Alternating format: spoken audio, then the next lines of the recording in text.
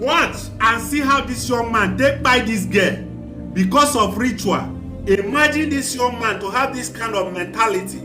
He buy this girl and cut off all her body parts, put it inside alcohol for preservation. As a parent, if you have any lady or any girl who's still at the university, please make sure you keep checking on her because of this kind of incident.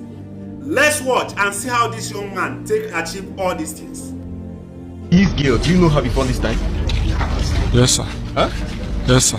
You know her. Who is she to you? She was like my uncle's daughter.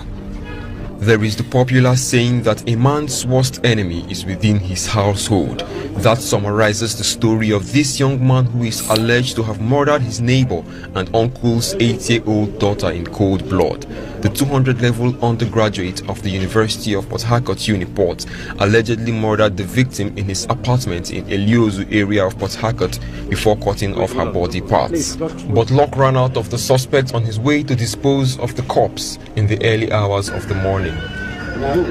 He lured her into the room, got her the fight, raped her to death, and at the end of the exercise, chopped off her breast, her vagina, and her eyes.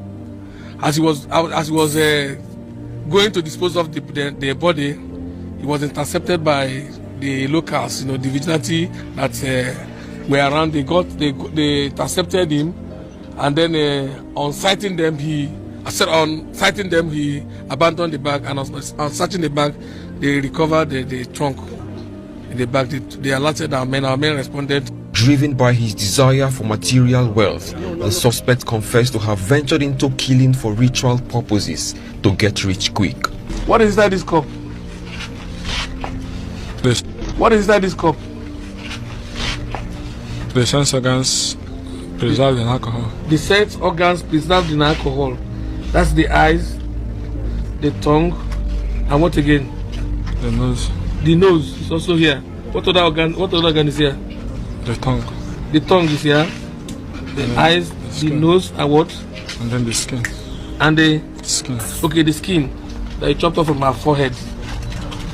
It's okay. The victim's father narrated his ordeal from the last time he saw his daughter till when she was found dead. I left my daughter 7 o'clock in the morning yesterday when she told me that there's no bread for tea. Then I bought the bread for her, then she went back. When I came back from work around 3 o'clock, I get to freshen up, go to my wife's shop. From there they said they're looking for my daughter Victory. She cancelled, miss. Around 1:30, the security men ran to me. They said, you are looking for your daughter, come and see your daughter, we'll call the man. I was with my bosses. And I ran with the security, one man and a woman, which I believe the woman is the man's husband. The man, there's wound all over his body. He said they've caught the boy, and the boy was carrying a load around 10 minutes past 1 in the morning, which is the sack bag. Then when they confronted him, where are you going? He want to throw dust pail.